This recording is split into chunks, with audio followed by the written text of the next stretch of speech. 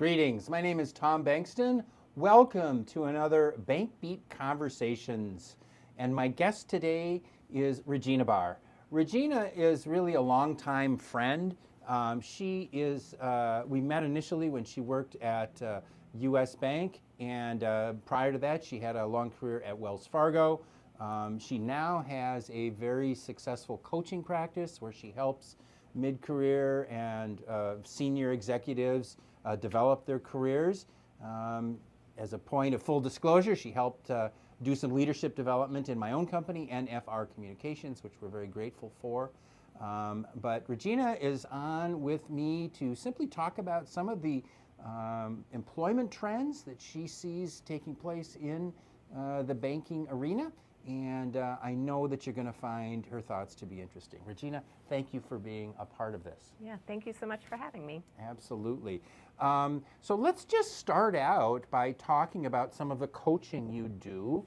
Tell me a little bit about what kinds of things do mid-career executives come to you for help with? So it's interesting because most of the time I work with what I would define as successful executives. But what happens is sometimes as they are advancing in their career, they take on a new role. Maybe they're taking on more of a leadership role where they're managing more people. Maybe the people are dispersed into different departments. And after being maybe a single contributor, they have a challenging transition. So they may have been very successful in what they were doing, but now, as they are taking on this new role, they're not having the same success that they've had. So typically, that's when I get a call, because no one calls a coach when things are going well. Yeah. Unless it's for team building or something like that. So they hire me, and I come on board, and I take a very consultative analysis approach. You know, we talk about what's going on, where have you been successful, what roadblocks are you hitting. So, for example, a recent client had been a lender, had taken on a leadership role. His challenge was that he was used to advocating more at a very micro level as opposed to a macro level in the leadership role. So he was really needing to put on a more strategic lens into the work that he was doing for the bank that he works for. Sure. And I know that your work is kind of divided in the sense that sometimes your client is the organization, as it was in our case, and other times it is an individual. Yes. And of course, individuals have needs, organizations have needs. Tell me a little bit about what you're seeing on both sides of that, and are there gaps, and how do you address those? So I think from an organizational standpoint, when I get brought in, I always let people know that there are 3 people in the room. So we have to agree, what am I going to share with you, for example, as the head of your organization versus the people that I'm coaching. And so we come to an agreement. Typically, there's not a lot of difference in, I think, the focus. The focus is very often on performance or how people can do their job better, be more successful, be a better communicator. And a lot of times it's helping people to find blind spots. Now, when I'm brought in a performance situation by the organization, they very often know what the issue is, but sometimes they don't tell me because they really want to see what do I observe in the coaching client. And if I'm hired by an individual, it's often for the same thing. They may be struggling, they've been successful in the past. You've all probably heard the statement that what you've done to get there isn't always what's going to take you forward. So sometimes it's looking at what worked for you before is not working for you now, and what can we help you to implement that will help you be successful going forward. So I think where the overlap is very often it's both parties, whether it's the organization or the individual, are looking at how can I be a better performer? How can I be a more successful leader? That doesn't change. The means for how we get there might be a little bit different. Okay, and so I know you to be an entrepreneur. I consider myself to be an entrepreneur. Talk about cultivating that entrepreneurial sort of charism that is in most people to some degree. And what does that mean for somebody who works in a large organization like a bank with hundreds or even thousands of employees? So it's interesting. I grew up working in very large companies, but I always worked in very entrepreneurial divisions. And when I landed, interestingly enough, here in the Twin Cities, I at one point worked for US Bank, and we had a mantra of run it like you own it. And that really is what propelled me, I think, into entrepreneurship. So what does run it like you own it mean? Well, if you're running your own company, right, for me, I had to get really down deep into the numbers. Where were we making money? Where maybe we were losing some money? Where could we shore things up? So I really came at it from understanding those numbers. So I think if you're a bank, and I consider a lot of community banks to be entrepreneurs or entrepreneurial, helping your team members or your staff or whatever term you're using to really understand how the bank runs, how the bank makes money, where are the 1, 2, or 3 most critical money makers for you, and then helping people figure out how they can make a difference in those areas so that they can be part of that success and part of that big picture. Okay. And your own company is called Red Ladder Incorporated. Share a little bit, if you don't mind, of your story moving from being among the employees to actually breaking off and starting your own firm. Sometimes that can be a little bit scary. Actually, it can be very scary, and ironically, I did that in July of 2001. And nobody could have foreseen that 9/11 was Timing coming. is everything. Wow. Yes, and so it was actually, I was just getting going, setting up a lot of things behind the scenes before I exited corporate. I wound up taking on a 1-year stint at a nonprofit, which helped me get over that hump, if you will, of 2001, because I had a 1-year contract, ended in 2002, and then I was on my own. So here's how I made that transition, and it goes back to, again, having the discipline and understanding the numbers and how you make money. I never treated my business checking account as just an open checkbook. I paid myself a salary, and I still do that. Ironically, you'll get a kick out of this, I was trained to do expense reports. So every month I do my little expense report so that I was keeping those disciplines that I learned in a large company, but then applying them to my very small business. It was a way to help me feel like there was some structure in what can become a very unstructured world. So the funny joke that we had with my husband is I had to train him, when I go in my office, I'm working. So please don't interrupt me or knock before you come in because I may be on the phone. I had to retrain my mother-in-law and my mom that I'm not available anytime they want to call. So I had to kind of retrain them that it's still like when I'm in corporate that I'm available to talk on my lunch hour unless it's an emergency, of course. So I just really applied a lot of the disciplines that I had learned in corporate America to my small business. Yeah. Do you find that when you are coaching people who are working on their careers, does the entrepreneurial idea resonate with them? Do they come to the relationship with that already in mind? Or is that a concept that you have to explain to them? Or how does that usually go? I think it really depends on how they came up into their position, into their role, like what side of the business.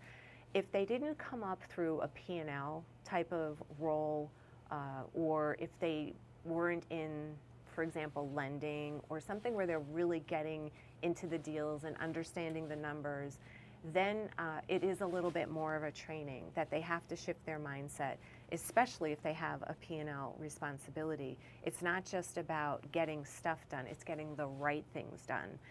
And I think that's a big challenge for a lot of people, is that getting them to focus on what are those right things.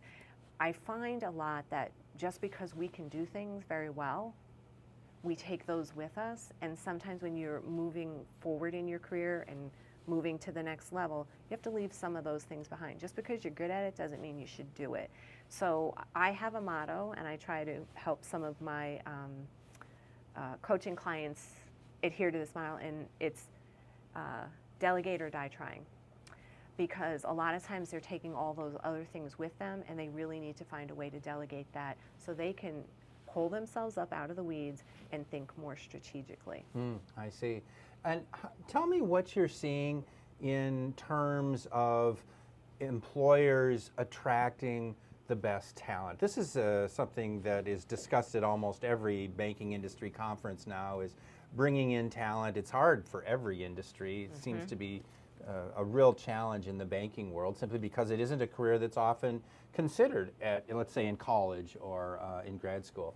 So what are you hearing from young people, say, in the early parts of their careers in terms of what they want?